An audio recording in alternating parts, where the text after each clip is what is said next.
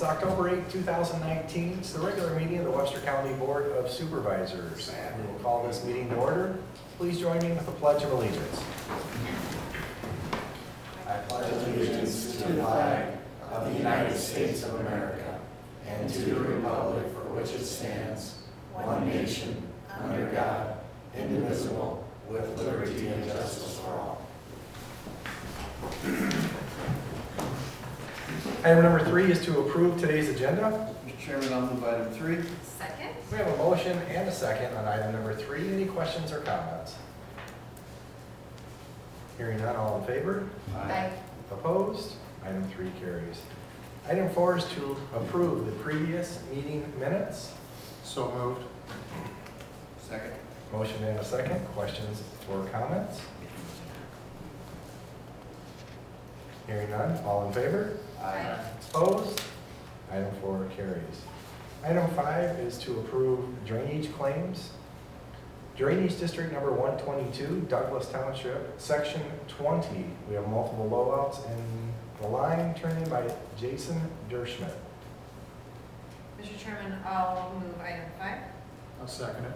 We have a motion and a second. Any questions or comments on today's drainage claims? Hearing none, all in favor? Aye. Opposed? The motion carries.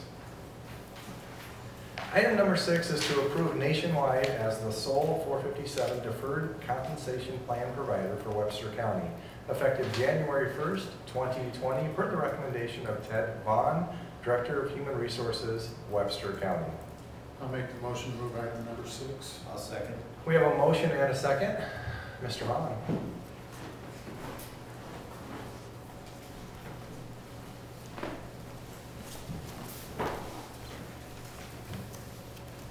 I'm asking for approval of being Nationwide being our sole provider for our deferred comp. As I continue to review our benefits here at Webster County, one of the things that I feel that we've lacked participation in is our deferred comp, the 457. And that, I think it's for a variety of different reasons. And the purpose of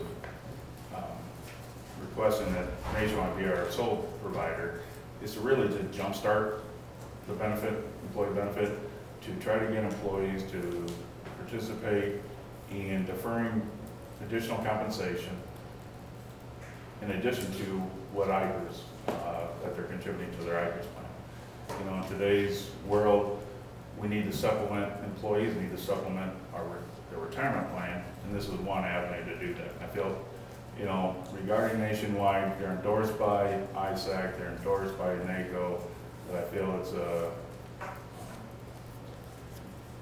truly a benefit to use as Nationwide to be our sole provider.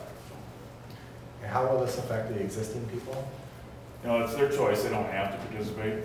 The employees can, I mean, it's their choice. If they want to contribute pre-tax dollars into this retirement plan, they can choose to do so. They would use Nationwide as the provider. And they can choose whatever they want, the amounts, on a per pay period basis. And we'll have employee meetings here during October, November, informational meetings, and then during November, December, we'll have enrollment meetings where the employees will then, you know, sign up, register, enroll into this deferred comp plan beginning in January 2020. But it's their choice, it's voluntary as to the amount that they want to contribute. If they don't want to participate, they don't have to. It's really a voluntary plan. Any questions or comments? If you're a young person, it's a great program. It's too late for me to do it, but if You you're a know, young person, it's a great opportunity to put some money away. Really. I encourage, and typically in today's workforce, employees are not contributing in addition to their retirement plan.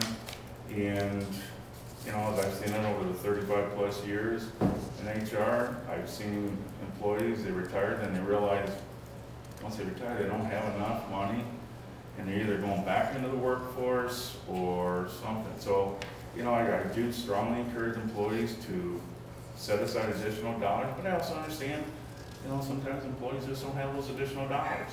But if they can, I would encourage it. But it's amazing what $10 or $20 a week will do when you're 25 years old. Thanks, Ted. Thank you very much. Any other questions or comments on item number 6? Hearing none, all in favor? Aye. Opposed? The motion carries. Item 7 is receive and place on file Webster County Sheriff's Report for quarter ending September 30th. Mr. Chairman, I'll move item 7. Second? We have a motion and a second. Mr. Sheriff? I think everybody has this, but as you can see, our fees, go through them, but our mileage fees, which are the miles that typically that Mindy drives, $2,078.05. County fees collected, which are state set fees that we give to the papers, $13,678.14. Miscellaneous fees, there you go, in the garnishment, sheriff sales, all those $60,762.27. And weapons permits, still $3,510. Total $80,028.46. Obviously, there's a check delivered to Webster County Treasurer for $13,678.14, which goes back to our county fees collected, and the rest of the money is distributed to people that have the garnishments or the sheriff sales and all that. So it's for a total of $62,840.32. Any questions or comments? Thank you very much.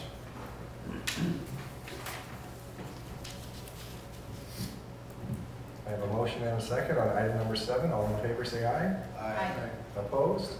Item 7 carries.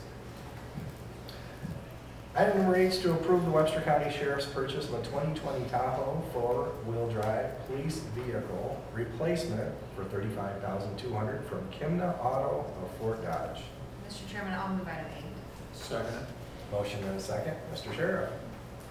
As you well know, this is a replacement vehicle. It wasn't one of the initial 3 that we purchased in this year's budget, but we had 2 of them totaled out, which depleted our fleet just a little bit.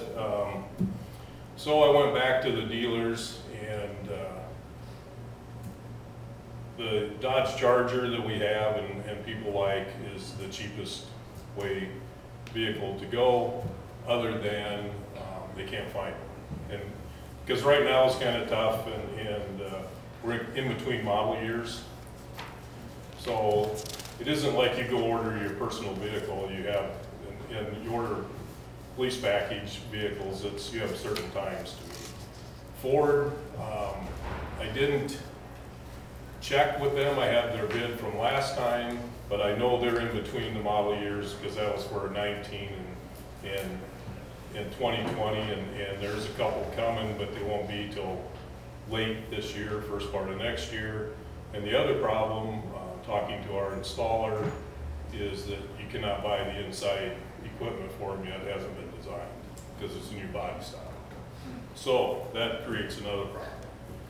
And then I went and saw Kimna, and same price. This is the exact same vehicle that just went on the road yesterday, 2020. And that's what our other one is, same exact price, and he will order it. The only hiccup in that deal probably, because there's always got to be one, is the fact they're on strike. So he can order it, but they're on strike, so we should still get it a lot quicker than going the other ways, and then they make the equipment for the inside for that. And there seems to be a great interest in the Tahoe. I don't know if anybody saw it sitting out there, but people seem to really like it now. Sounds like the deputies like to. Yeah. At the top. Yeah. Excellent. Questions or comments? Well, and just, at some point, obviously, we'll have to, I probably, more than likely, before the end of the year, we'll have to amend the budget to cover this.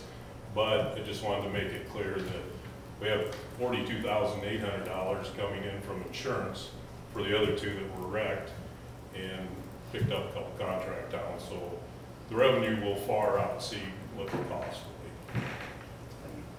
I'm gonna assume you're probably gonna have to also purchase some new interior mounts and stuff for it too. Right. Right, they have to do that, and that's actually figured in the insurance, not the equipment, but to strip the vehicle and then install it back, so there's about $6,000 in the insurance claim to do that. All right. Any other questions or comments? Thank you very much. All in favor, say aye. Aye. Opposed? Item A carries. Item number 9 is to approve resolution number 2019-33, authorizing the use of a preliminary official statement. The copy is available in the auditor's office. I'll make the motion to move item number 9. I'll second. We have a motion and a second. Doreen, would you like to explain what this is? Sure. It is a resolution. I was going to read the- It's a resolution for a bond that we're doing for the radio. And do you want me to just read it real quick, the resolution? It says, whereas the Board of Supervisors, the Board of Webster County, Iowa, the county, heretofore proposed to enter into a general obligation emergency communications equipment loan agreement, the loan agreement, and to borrow money thereunder in a principal amount not to exceed $2,500,000 pursuant to the provisions of section 331.402 and 331.441, section 2B17 of the Code of Iowa, for the purpose of paying the cost to that extent of acquiring and installing emergency communication equipment and systems, and pursuant to law and duly published notice of the proposed action as held a hearing thereon on October 1st. Whereas a preliminary official statement, the POS, has been prepared to facilitate the sale of the $2,500,000 general obligation emergency communications equipment bonds, Series 2019, the bonds, in evidence of the obligation of the county under the loan agreement, and is now necessary to make provisions for the approval of the POS and to authorize its use by D.A. Davidson and Company, the underwriter. Now therefore be it resolved by the Board of Supervisors of Webster County, Iowa as follows. Section 1, the county auditor is hereby authorized to take such action as shall be deemed necessary and appropriate with the assistance of the underwriter and Dorsey and Whitney LLP as the county's disclosure counsel to prepare the POS, describing the bonds and providing for the terms and conditions of their sale, and all actions heretofore taken in this regard is hereby ratified and approved. Section 2, the use by the underwriter of the POS relating to the bonds in substantially the form as has been presented to and considered by the board is hereby approved, and disclosure counsel and the underwriter are hereby authorized to prepare and use a final official statement for the bond substantially in the form of the POS, but with such changes therein as are required to conform the same to the terms of the bonds in the resolution when adopted, providing for the sale and issuance of the bonds. And the county auditor is hereby authorized and directed to execute a final official statement for the bonds if requested. The POS as of date is deemed final by the county with the meaning of Rule 15, subsection C, section 2 through 12 of the Securities and Exchange Commission. Further action with respect to the authorization of the loan agreement and the issuance of the bonds is hereby adjourned to the meeting of the board on October 15, 2019. And section 4, all resolutions or parts thereof in conflict herewith are hereby repealed to the extent of such conflict. Thank you. Yep. Any questions or comments on resolution number 2019-33? What are we bonding for? This would be for the radios and updated equipment for, it's not just radios, but updated equipment for the comm center. And towers. Towers. Hearing none, this is a roll call. Hinkle, aye. Campbell, aye. Conrad, aye. Thode, aye. It passes unanimously. Item number 10 is to receive and place on file the annual manure management plans for Envirotech Power Wash and Ag Systems LLC number 8 At 3341 Union Avenue, Dayton.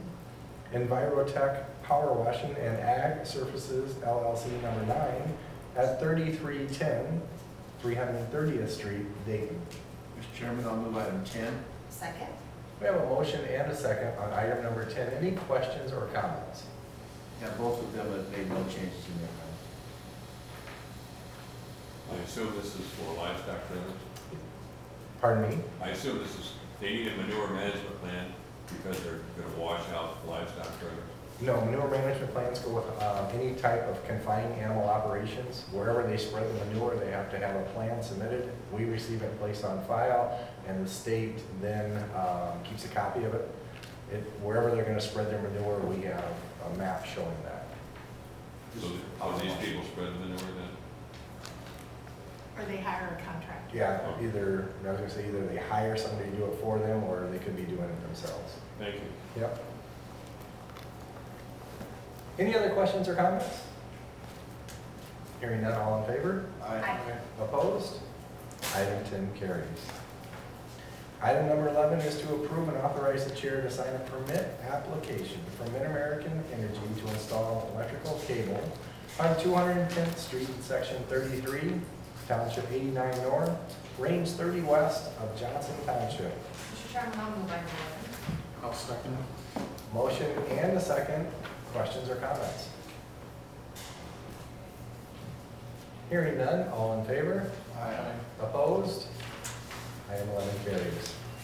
Item 12 is to approve final plans for bridge replacement project BRS SWAP CO 94-121 FF-94 located on Route D43 over Drainage District number 5 in Section 12, Township 87 North, Range 30 West of Roland Township, and authorize the project to be led by the Iowa DOT on January 22nd, 2020.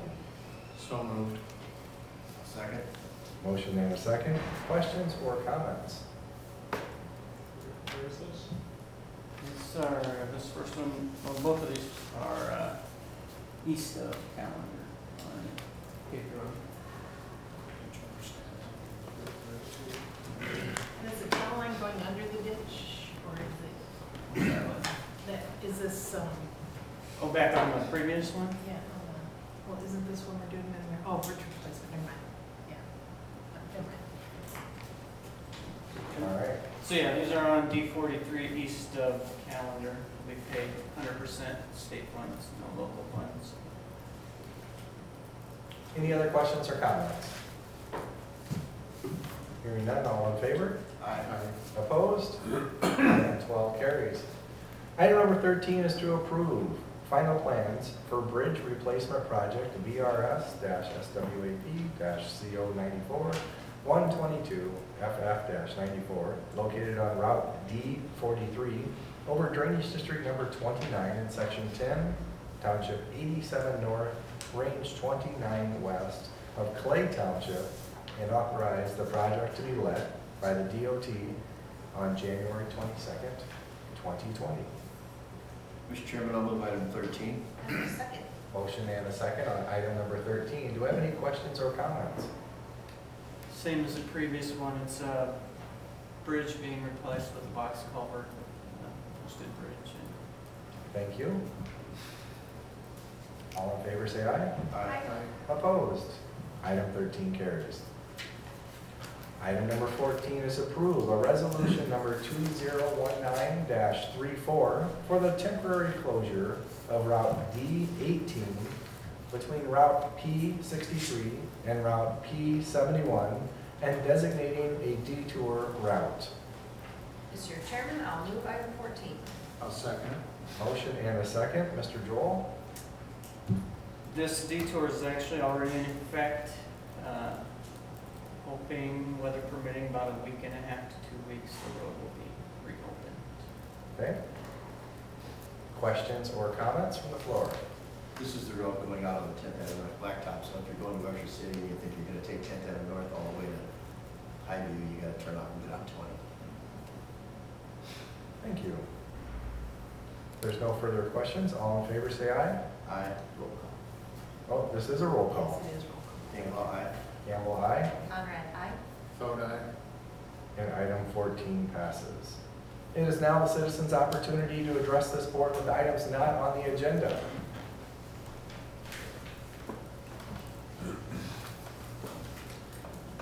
Board of Supervisor Committee reports. I have CBB Thursday, and I'm gonna do Crime Stoppers Friday. And I'm gonna talk to the Golden Hawaiians tomorrow at the Friendship Haven at 9 o'clock. We have noon Lions tomorrow, and it's election day today. Nothing this week. Okay, Oakville Calendar City Council tonight, and we also have a planning and zoning meeting here, and then tomorrow night we have a Dayton City Council. And then I just wanted to mention real quick that we sent out equalization orders today. It's for a 10%. What's it? Can't hear you. I'm sorry, we sent out equalization orders today. It's for a 10% increase on all residential property. Pretty much affects just the people in the cities. There was also a decrease on